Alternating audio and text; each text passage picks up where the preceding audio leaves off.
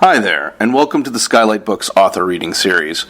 If you'd like to learn more about us and our many upcoming author events, please visit skylightbooks.com, where you can browse our inventory, buy books, and join our Friends with Benefits Club.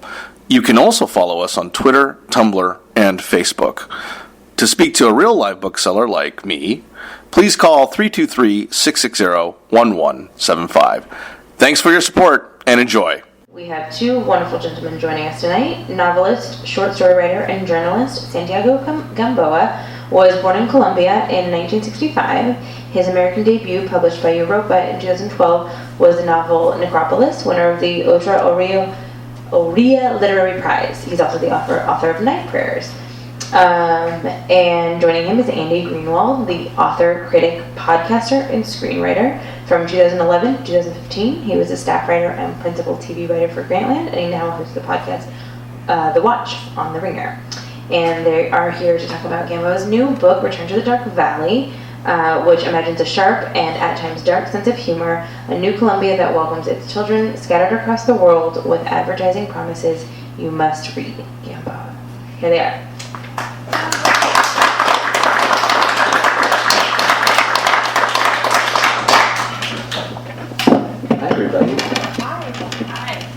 Yeah, we don't need the microphones, but thank you for being here, and thank you to Skylight for hosting us tonight. Before we get started, I just want to say what a great honor this is for me personally. I'm such a huge fan of the gentleman to my left here. I want to say that I discovered the writing of Santiago Gamboa in a very elevated manner, which is to say I judged a book by its cover. Last summer in New York City, I saw a book with a very eye-catching photo, a great title, published by Europa, a wonderful publisher, a reference to Bolaño, and I picked it up, and within 3 pages I knew I'd made the right choice. It's the greatest feeling I think a reader can have, to discover a world of an author that makes you feel like you've always known it a little bit somewhere inside of your brain and you never want to leave it. Even when things get rough, as they often do in Santiago's prose. I think that he writes with such clarity, heart, and humanism about our current condition, about whatever the word globalism really means in this day and age. And I'm incredibly honored to share the stage with him, especially to talk about such a phenomenal book as Return to the Dark Valley. But thank you. Andy, it's me. I must say thank you for this marvelous place, and to all of you for coming this evening. And well, of course, first of all, apologize because my English is not as well as yours. Well, we could do this in Spanglish, as we've been doing all day, and he will win. I hope you will be patient with me because I've never been living or studying in English, but well, I think I can assure something like 65% of English. If I have any problem. Andy speaks a very good Spanish also, so we can translate for you. I speak a very mediocre Spanish that I will not do in front of you in front of a microphone. We're going to have a conversation for a little while about the new book and about Santiago's career. I think he'd then like to read just a short passage from the book, and then we'd love to bring all of you into the conversation with questions or grammatical points about my Spanish or his English, depending. Just to begin, before we even get into the specifics of the book, earlier today, Santiago, you mentioned to me that one of the pleasures of touring in the United States is that it makes you feel very young, because though you have been a writer for quite some time and published many books, here you're only on book number 3. Yeah, this is good for me because I feel really younger than I am, because I am in my 3rd book in the US and in English. And in my real life, I am in my 10th novel, plus other 5 books of non-fiction and short stories. So I am an old writer in many countries, but here I am younger. Is it a nice thing to be able to, in some ways, begin your career with your most recent work? Do you feel well represented by that? Yeah, the last novel for me is always the most close, and then I feel like when you have a small child, you must protect him a little bit. Other books, old books, are already gone. They don't need my help, my company. But the new book, and this is the case because also in Spanish, it's quite new. It's only 7 months published in Spanish. So Return to the Dark Valley, I'm trying to help him a little bit because he's a small child. Even if it has almost 500 pages. A big baby. A big baby. That's what you're saying. I'd like to talk in a moment about the specific return that occurs in the novel and about the vision of a new Colombia that it presents. But I think it's worth talking a little bit about your own personal connection to that idea of returning, because you, as you told me today, left Colombia at the age of 19 and only recently made un regreso. Regreso, yeah. Recently yourself. Yeah, in this idea, I can say that this is my first book written in Colombia, even if I am a Colombian writer, because I left when I was 19. I was born in Bogota, and my whole childhood and teenagers were in Bogota. Also in Bogota, I started to read, which was the most important decision, or not decision, but the most important great thing I did in my life is become a reader, and a heavy reader. From the first 2-3 books, I discovered this second world, and I decided to stay in that world. And since very young, I said I want to live my whole life in this world, inside, not one single minute outside. And then I became, of course, writer little by little. But when I was 19, living in Colombia, I was only that reader who dreamed to be writer, which is, of course, a beautiful dream. And I left for going to Spain as for the university. I went to the University of Madrid, and I was so excited because at 19 years old, for the first time, I left my family house, my city, and my country. So I felt completely free for the first time.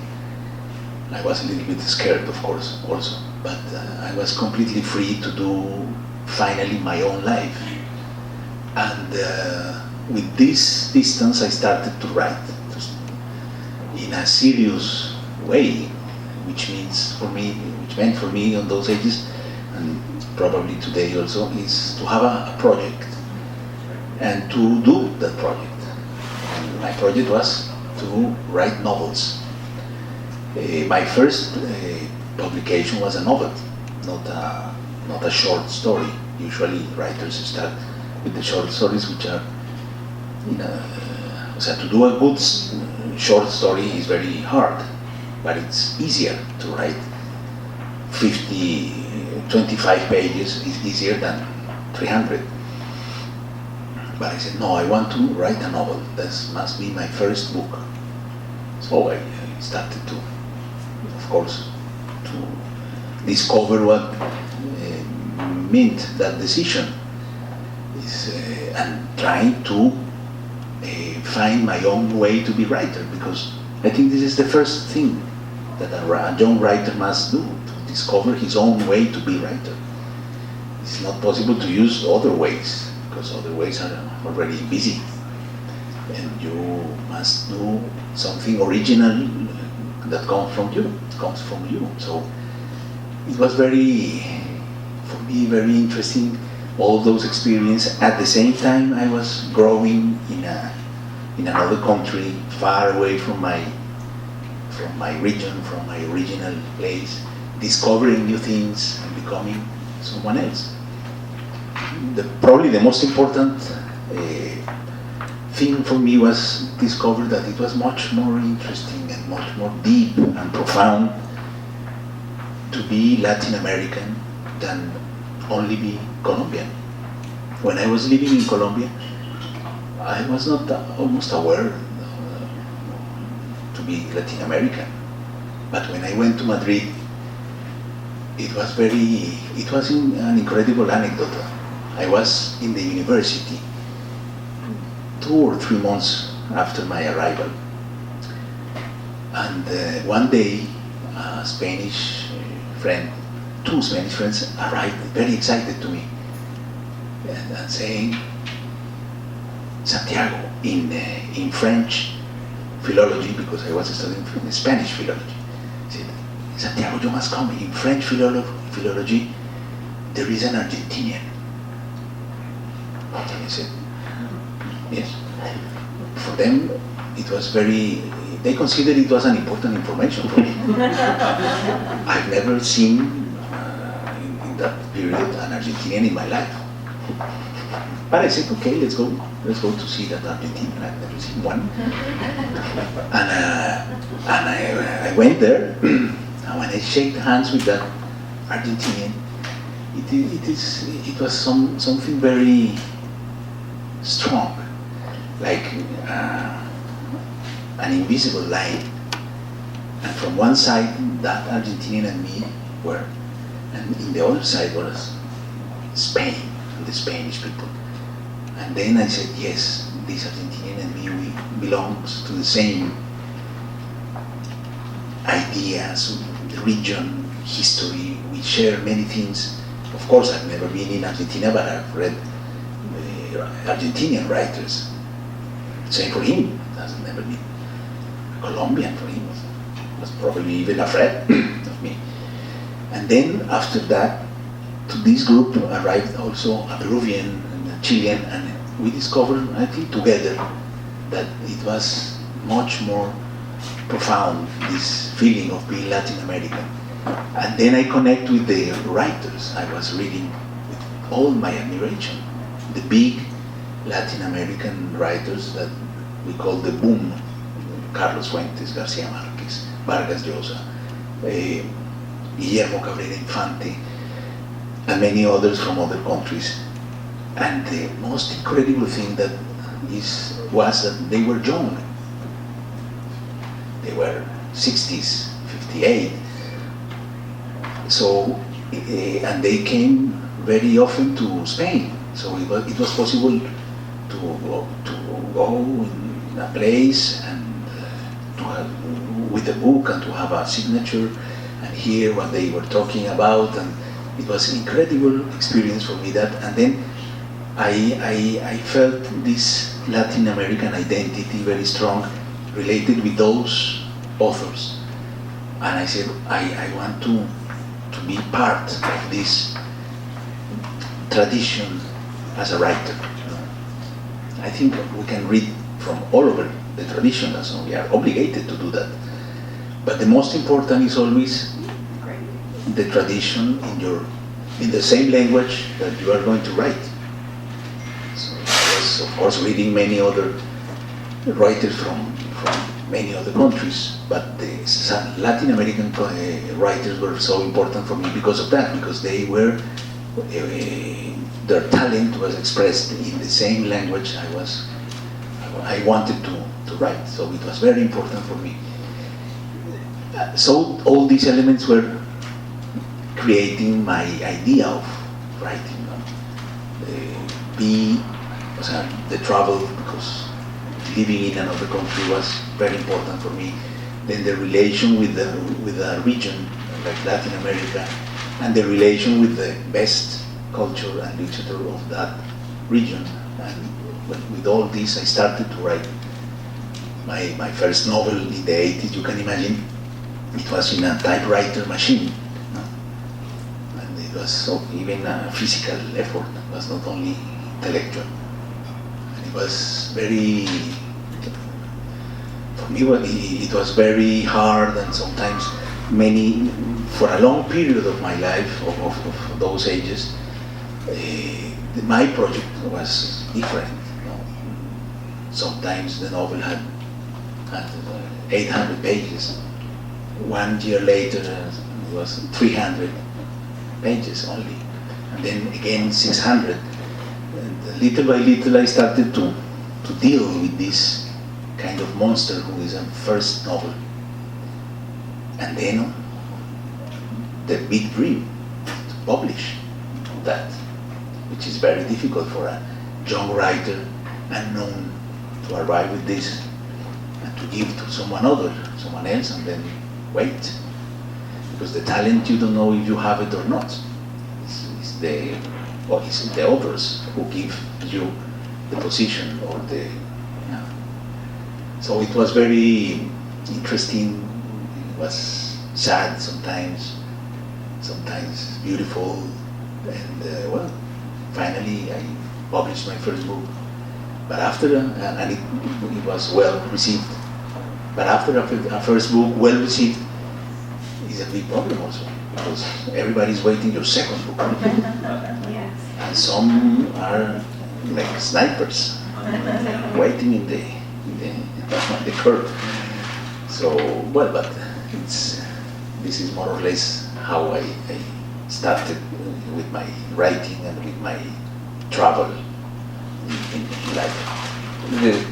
The anecdote you told about collecting a posse of other Latin Americans, in some ways there's a connection to be made to the beginning of the new book, to Return to the Dark Valley, in which the various characters all gather initially in Madrid, much as you did. The main character of the novel is the nameless consul, who is no longer working for the consulate as he was in Night Prayers, but people still like to call him that because it's a cool title. Juana, a character also from Night Prayers, and then some new characters, Manuela Beltran, who is a poet who has had her poetry stolen from her, and Tertullian, who claims to be the son of the Pope, but is also a heavily tattooed torturer who hunts down bad guys. I'm doing a poor job explaining them, but got your interest. What's interesting about the beginning of the novel is that these disparate characters, all of whom were born in Colombia, gather away from Colombia and then, for reasons that you lay out in the plot, return, and they return with a very unique perspective on their home country. I'm curious about, in your mind, what is the shared nature, not just of them all being Latin American, but of being Colombian, and particularly in this moment, because you introduce us to these characters in a particularly fraught moment. There's a terrorist attack in Madrid in the beginning of the book, a fictional terrorist attack, but one that very easily could be real. At a moment when the old world, in which many of these characters sought solace, appears to be falling apart, they return to the new world, which, in your book, is suddenly a fantasia of happiness and reconciliation and recovery. And yet they share a skepticism about this new Colombia. Yes, because well, those characters had experienced more or less something that myself also I experienced. Leaving the country in the 80s and living in Europe and in many different countries of Europe and even in India for a short period. But being always surrounded by all these immigrants that left in the 80s, escaping violence, bombings, economical crisis. And in the last 5 or 7 years, the movement I have seen from Europe, I was living in Europe, was the opposite.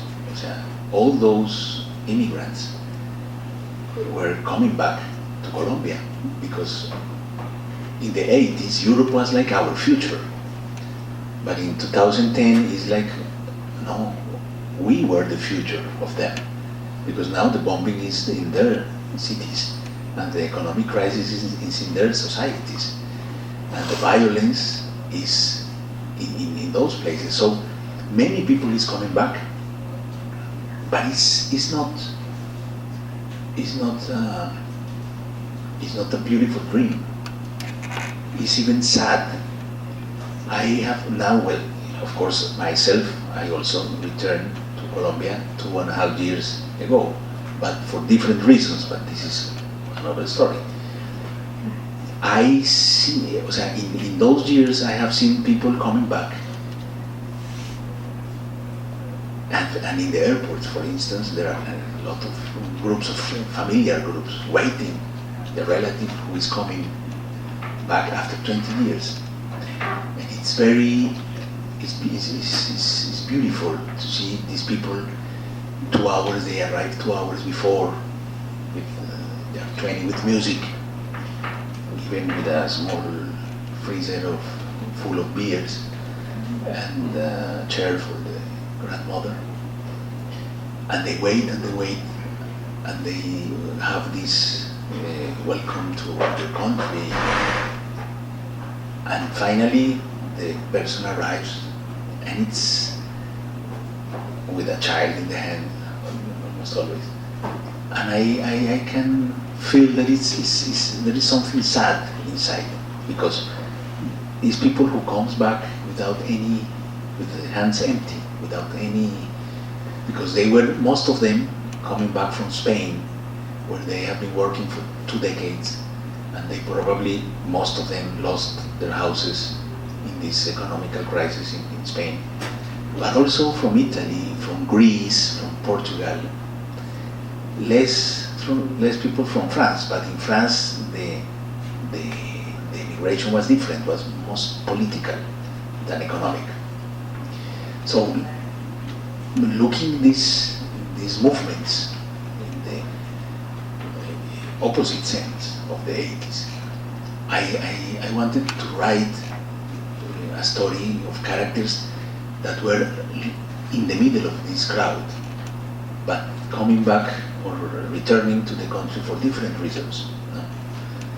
But explaining and in a certain way hidden in the middle of this crowd that is coming to the country. And what is in the country, in this new Colombia after the peace process, but is also a divided society. The division is very profound, and it's even aggressive for some reasons. There is a part of the society who wants to go ahead and believing in a new country program. As I think the agreement, the peace agreement in Colombia is like our second independence. But there is another part of the society which is against, for many different reasons. So in my book, I was writing in 2015, so it was before or even the signing of the peace agreement and all that happened last year.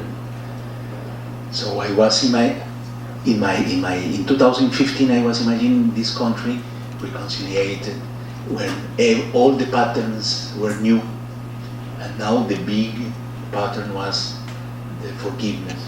Yeah, I was going to say, the way you write about it in an imagined sense is very heightened, and you said the churches began giving away free Wi-Fi. The most popular show on television involves people forgiving other people. It's a sort of heightened fantasia, and yet the characters who come back express, this is how much I like it, I wrote it down myself, that there's nothing more likely to generate conflict, socially speaking, than the pursuit of happiness. and that though the people around them who are sort of, I think you relate it to people like in week 2 of recovery, when you're sort of high on having recovered without thinking about what's down the road, your characters who have just been in the midst of violence and turmoil still say the world was still substantially the same, that you can't just flip a switch and make it better, no matter how much we may wish we could. Yeah. Well, I think in Colombia happens the same than in many other regions of the world. When there is an element that covers a big part of the reality, and suddenly this element disappears, which was the war, it's like you see the real society, and you see the real problems. And the problem was the same 200 years ago, which is part of the society is very conservative, very religious, related with the conservative way of think and imagine a society, and at the same time an economic, of course, way of understand the country. So nothing must change. This is one part of the society, and the other one says no. We must do some changes with that one. We must try to build a society much more equal, because one of the biggest problems in Colombia and all South America is the inequality. We say inequality, economically talking, of course. That's the origin of violence and the origin of many things in our country. So today the big challenge is to find a language for all. But at the same time, it's very difficult because there are economic interests. Even cows is a business, No? So sometimes there are some people that doesn't like any change because they are in the strong position with the situation like this. So they don't want to be in front of the risk, probably of losing something, or not even a small part of this big that they have. And I think the country must change, must have a change. So the people who is against the peace process are saying, if we sign the peace process and we put it in, we are going to be like Venezuela. So all the people is scared because nobody wants to be in that situation in Colombia. Not even the people who is in left politics. No? So this is the big problem between the two parts of the society. But coming back to the novel, what is interesting for me is discover how when Colombia is like it's a beautiful country. If you see from an airplane, it's mountains, it's green, the water is clean, but all this is like a rock. And if you look what is down, it's probably horrible because it's our past of war, our 50 years or more of violence who is there. So the exercise to take out this rock and to see the reality, it's painful, but we must do that. Otherwise, we cannot go ahead. And that's one of the big problems. And so in my novel, this is a contradiction because my characters are coming back in the middle of this crowd that comes back with the light of the peace and the new country, but at the same time there are many dark eyes that are waiting, like wanting or waiting for the correct moment to give back the country to the previous situation. So there is like this uncomfortable situation for my characters, but of course because they are coming back to Colombia not for the forgiveness, but the opposite. For revenge. For revenge. Oh, before I open it up to questions from all of you, I did have to ask about one other major character of the novel, who is not Colombian, who is the French poet Arthur Rimbaud, whose life is told in fantastic detail throughout the book. I am curious about the decision to include him in it, and also the role that you feel he plays in the narrative, because as we've come to discover in the story, and there are no spoilers for historical figures, sorry, for him the idea of to return to home, is suffused with this deep sadness. It was to fail, rather to succeed in his life, past the boundaries of his art, was to escape. And so I imagine that was one of the reasons why he was tied into it, but still he's a major plank of the novel.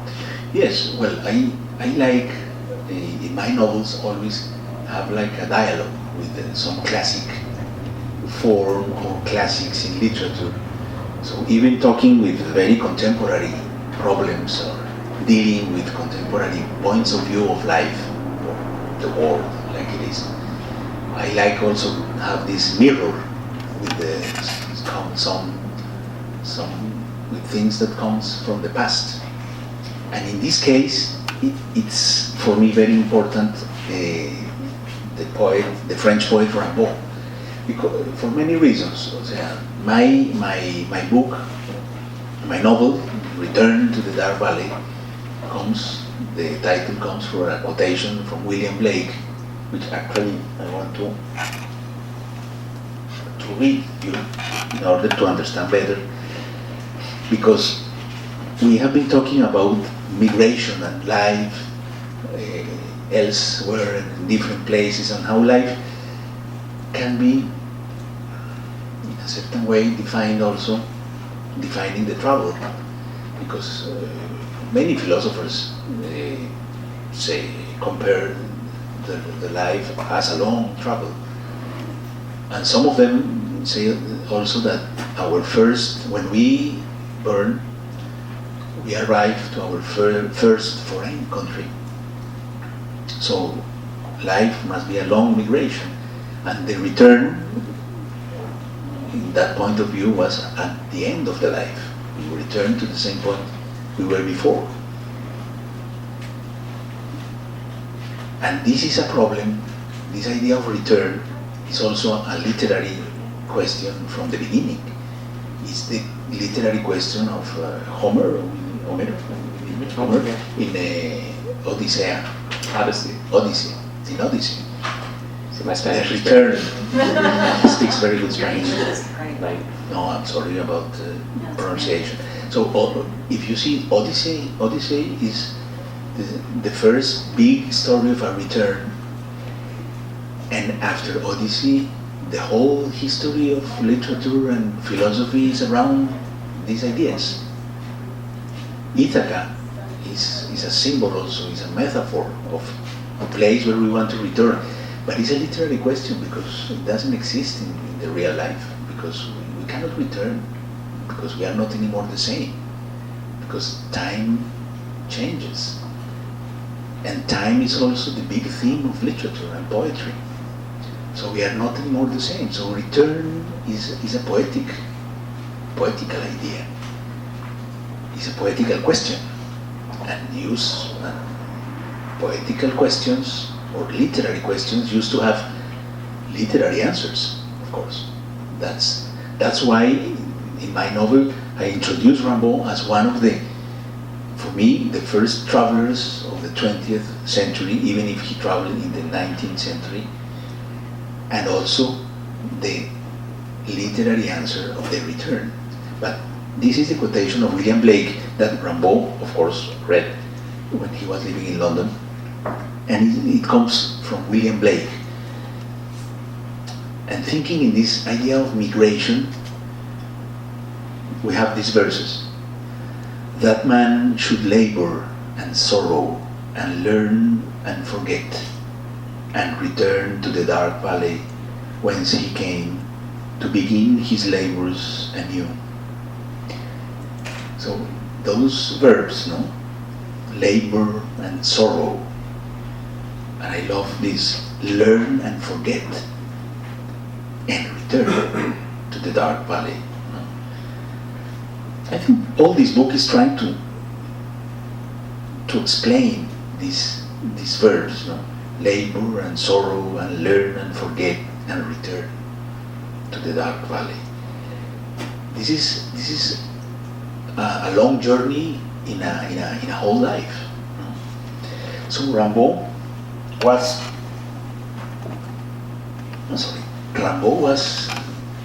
an incredible poet that wrote all his opera between 14 and 19 years old. At 19 he stopped and he never wrote other poems. But he lived 19 years more, so his life is divided in two. His first 19 years, of course, childhood and then writing, and then 19 years incredible adventures in almost in all Europe and then Northern Africa. So my idea is that his second part of the life was the poetry was in his life. He was writing a poem with his own life.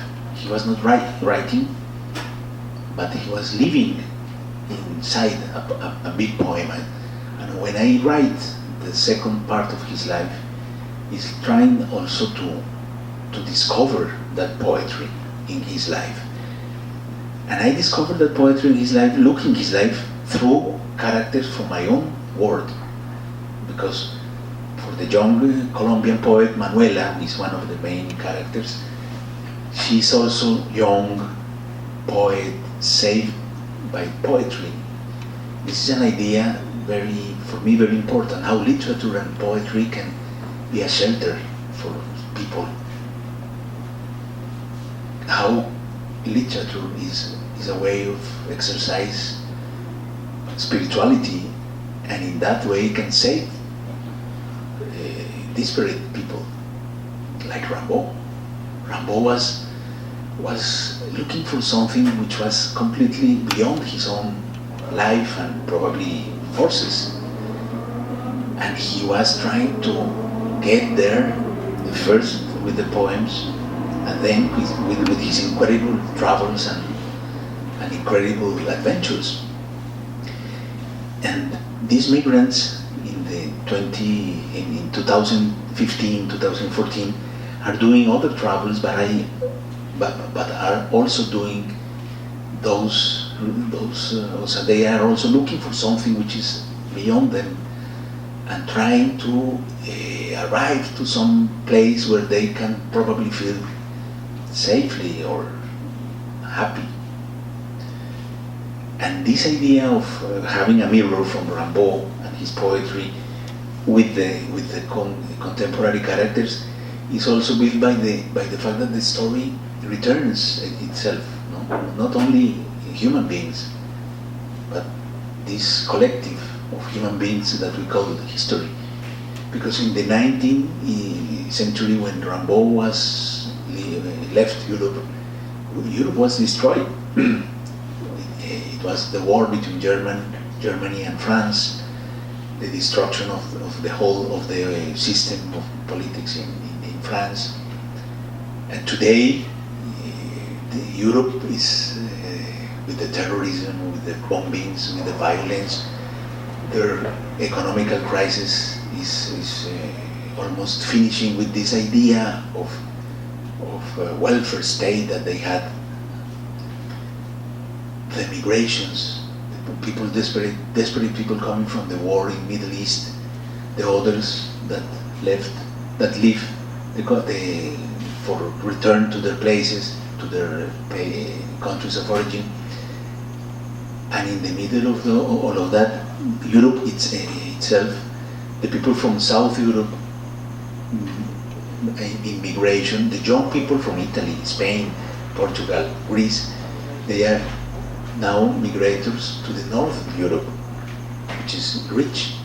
If you go today to Amsterdam, in a restaurant, or to Copenhagen or London, the waiters are not anymore Colombians or Filipinos like 20 years. No, are Spaniards, Italians, Portuguese, and Greeks. So, of course, they are Europeans, but they are migrants inside this dream of Europe. But that dream is crack. It's like doing cracking somewhere, because they are also helped by the social security of those new countries in the north. And the citizens of those countries start to say, but why we must pay for these young people from Italy, Portugal, that come to our country? And all this idea of European Union is very, very, very in danger because of all that.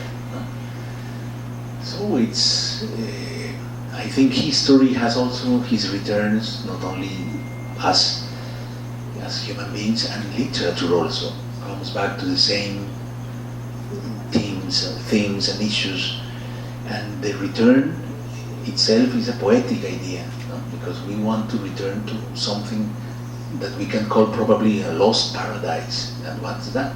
It's probably our childhood, or some moments in life that we lost probably forever. And this nostalgia, it's the desire of a return, no? And all these elements are present in this writing. Well, one thing that I appreciate so much is you mentioned the importance of things from the past in the book and the bones of history that are under the feet of every one of these characters. But in all of your writing, there's also a very keen sense of the present. There are references to the films of Wong Kar-wai and novels of Haruki Murakami, and I think binge-watching Breaking Bad, which is relevant to my interests, as well as the ultimate North Star of any traveling person in the 21st century, which is the comfort of a chicken sandwich and a Diet Coke from room service, which recurs throughout all of your books. So I don't even have a question other than I appreciate the balance of the old with the very, very contemporary new, that seems a priority to you to keep the work alive. And there is something important for me to tell you, and this, so we are talking about all this, but my novel is not a sociology essay. No, it's a novel. I think all these elements are it's like music behind. I like so much to write, and we were talking about that with Andy today, how, for instance, elements from the crime fiction or noir are very important for me, because the curiosity of the reader is something very helpful for the writer. If the reader is curious, he will keep reading. So you can tell him whatever you want. He will read and continue reading because he wants to know what will happen at the end, or not exactly at the end, but at least a little bit ahead. So it's important for me, this, and I like so much to use that elements from the noir. It doesn't mean that the novel is 100% a noir. So I also like so much from other genres, like historical novel, love stories, and all different. I think today the novel is like a big box where you can put inside many essays, historics, and even like pulp fiction and all that kind of ways, so all that contemporary elements. And comparing, I like so much comparing, as you say, the life of today, and by the eyes sometimes, or with a mirror from the classics. One of the biggest artists from my country, probably you know, Fernando Botero, said once in an interview something that I like so much. He said, all the drawings I did in my life are authorized by the history of art, because he is permanently dialoguing with that. And I would like to say the same with literature, that all the words I've written, I would like to imagine that are authorized by the history of literature, because there is also this dialogue with the common, because in literature you can choose your family tree, because we have a tree here. You can choose, this novel comes from other novels, and these others from others, and at the end all the novels and all the poetry and literature is like a collective construction. You put one piece, a new small brick, in addition of many other things behind. No? So this is also an idea that I like. Literature itself is a character of my writing. I like my books to be like a place with many doors, and the reader arrives there and can open one of these doors and probably go to another book, and then to another, and then to another. And this is I think this is a nice way to live, discovering all the time these books that follows after another, and a previous and another one. This is a nice way to spend the time of the life. Speaking of collective construction, let's bring the audience into our conversation. Does anyone have any questions they'd like to direct towards Santiago? Mm-hmm. Hi, I'm from Louisiana. I also live in 19. Any female writers like from Latin America that inspire you? Of course. Well, I heard that you are asking for writers in Latin America that inspired me. Female. Clarice Lispector from Brazil. Silvina Ocampo from Argentina. And today there are a lot of extraordinary writers, women writers, but in English is, because in Spanish when you say escritora with the A, you don't, it's not necessarily precise. But new generations, there are extraordinary writers, for instance, from Mexico, Guadalupe Nettel. If you like to read Latin American literature, you must read Guadalupe Nettel, Valeria Luiselli. You must read my Colombian colleague Margarita Garcia Roballo. And I think today is a big boom of young women writing, and this is marvelous, because 50 years ago, when in the 60s, where Carlos Fuentes, Garcia Marquez, and all of this, Latin America was so different. Of course, so, how do you say, machismo. Machismo. Don't tell me that it's a Spanish word in all the languages. At that point, that the wives of the writers, famous writers, were more considered than the women writers. No? It was much more famous and celebrated.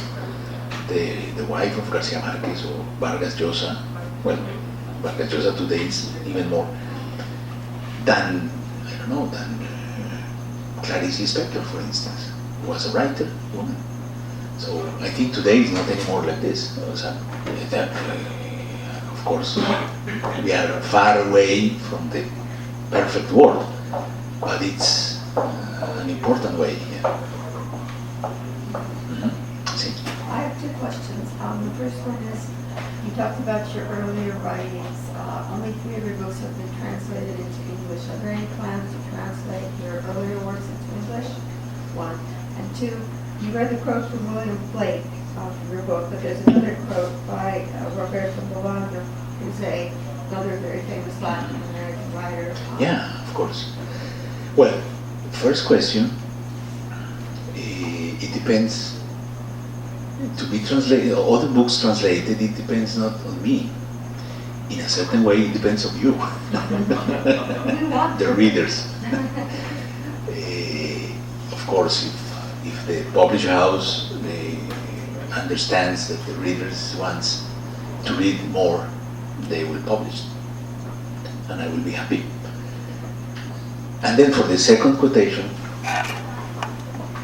which is, it comes from Amuleto. Amulet. Amulet. Is because even though the abyss swallowed them, the song continued in the air of the valley, the mist of the valley. And this is, I think, is beautiful because it's related to this word that Bolaño, I think, described with in a very poetical way, and this is this idea of the young artist, the young poet, or the young man who wants to change intensively the world. And he probably knows that it's not possible to do it. And he probably knows that this fight is lost beforehand. But anyway, he goes out and do the fight, even knowing that it's lost. And there is kind of beauty in this idea.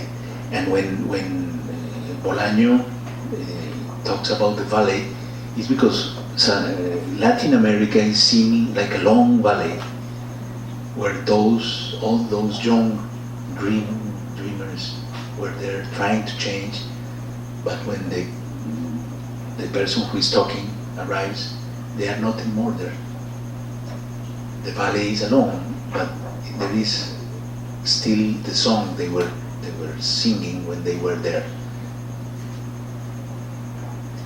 And this is also an idea that relates how Latin America altogether can have a destiny together. No? Even if we are different countries with many small problems, it's like, yes, but at the same time we are this big valley where some music is still there, and it's the music of the people who previously died trying to build a new world for us. And this is the Hamlet that Bolaño talks about. So in my novel, it's important because it's like returning to this dark valley of William Blake, but it's also this Latin American valley where probably things can be better. We have time for two more. I think we have two more. I don't mean to offend you by this question, but there was a recent historian who wrote about the Serbian War, and he interviewed people who survived the violence, and they felt they were more alive during that violent time than they ever were in peace. Mm-hmm. And the incidents of suicide were measurably lower during the war. This survival mechanism that kicks in, and the almost euphoria, the removed ecstasy that occurs when people are in crisis in the body, that's realized in those relationships. This is completely true. And I want to ask you about how that would be situated in Colombia, and if we are, as you so beautifully described Europe in the collapse of the welfare state, Well, how can you peaceably, yes. how can you peaceably narrate a return, given where do we go from the collapse of the welfare state? What are the possibilities? They don't feel peaceful, and they don't feel Yeah. like a return. But many interesting things in your question. I think first part of your question is true. The war and the violence, it's easier because it's natural in the human being. And this is not me because I'm not a philosopher, but it's Kant who said that. It's the violence is natural. The peace is always something that must be accorded and built. So it's easier to exercise violence, because when you exercise violence, your own violence is against your enemy. But when you do peace, that your violence is against yourself, because you must sacrifice and shake hands with someone that probably you hate, or someone who killed your people. But you must do that, otherwise societies cannot think. Shakespeare is the poetical justice, the final justice. That what happened in Shakespeare at the end, everybody dies. If you compare with Chekhov, in Chekhov there are also many contradictions between the people. They hate one to others, and they hate between them. But what happens? At the end, they talk and they argue for hours, and finally, okay. They arrange, they find some way of according or arrange, and they come back to the houses alone, frustrated, because I did lot of sacrifices, and they are frustrated, but they are alive. And it's always better to be alive. No? So it's even in literature you can see that. And it's true.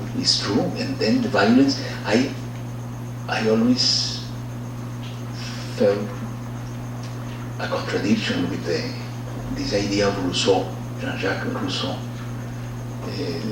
I don't know if I can say in English, but you can help me. The man is good and society, el hombre es bueno y la sociedad lo corrompe.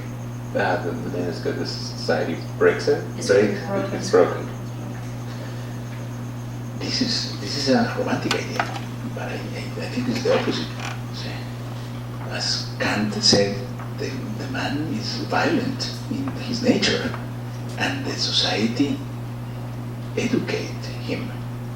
So I have a son, and you probably have family also, and we know perfectly that a kid naturally doesn't.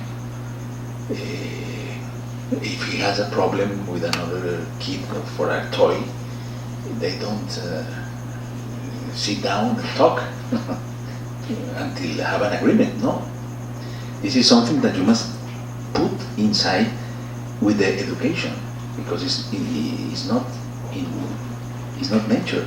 In his nature, it's not inside us. It's something that we must learn to be tolerant, to be all this. We have this in the civilization. That's why we call civilization, because probably the human being also in his whole history with understood little by little that there is a way of living better, doing this and this and this, and avoiding this and this and this. But sometimes there is a collapse, and the society, or the contradiction is so big that the society cannot, the language or the ideas don't have the possibility to llegar a un acuerdo. Make an accord? To make an accord. Right. And then there is war. And the war is the most expression of violence, but at the same time is cultural. It's an expression of culture also. Remember that the Western culture began with a war, the Troy. Sometimes I think that the Troy wars never ended, because after some periods comes back. But there are different kinds of war, of course, and so there are some wars that is wars that it's important to do, and others that it's important to finish. Thank you. Very interesting question. Brian, I hope your question is about civilization. I just, as sort of son of immigrants, I'm very interested in this idea of return. You have a son yourself, and I'm curious about those kids that you talked about that are always sort of in hand when people are returning to Colombia. And what is the Colombia that these children are returning to? Colombia that they've never been to, and what this idea of return, not just to a place that no longer exists, but a place that never existed for them. Well, places for the kids living in one country and living in a family that all the time is having nostalgia of another place. Those places become like a paradise, or like a dream place for a kid. When I remember my own experience when I was very young. When I was 4 years old, my parents decided a very exotic idea, not having any relation with Italy. They decided my brother and me, to put us in this Italian school. So suddenly I was in Bogota every morning singing the Italian anthem every morning in Bogota for years and years, and studying the geography of a country who was not Colombia, and the regions and the seas and all that. the history. And suddenly, when I was 9 years old, we went to live 1 year in Italy with my parents because they had a scholarship to go there. And when I arrived to Italy, it was like, no, this is not possible. This is not the same place that I have in mind. No? So imagine how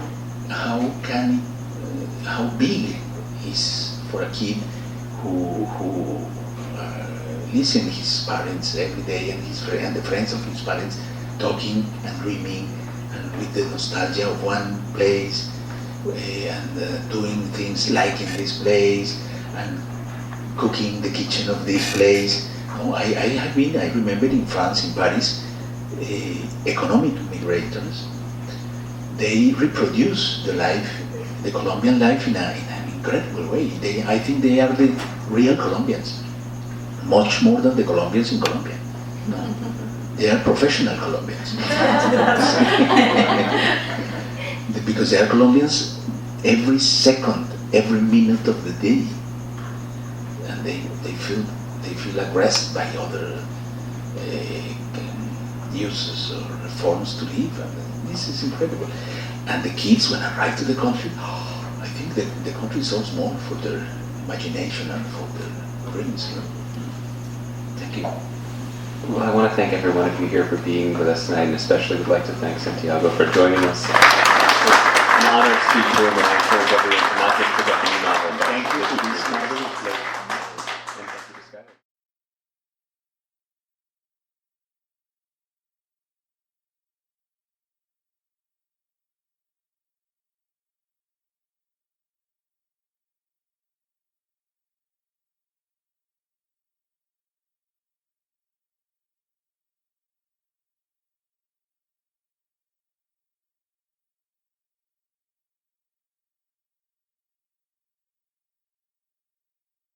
You've been listening to the Skylight Books author reading series. Don't forget, you can listen to this and all of our other great podcasts at skylightbooks.com. Thanks again for stopping by, and we hope to see you soon.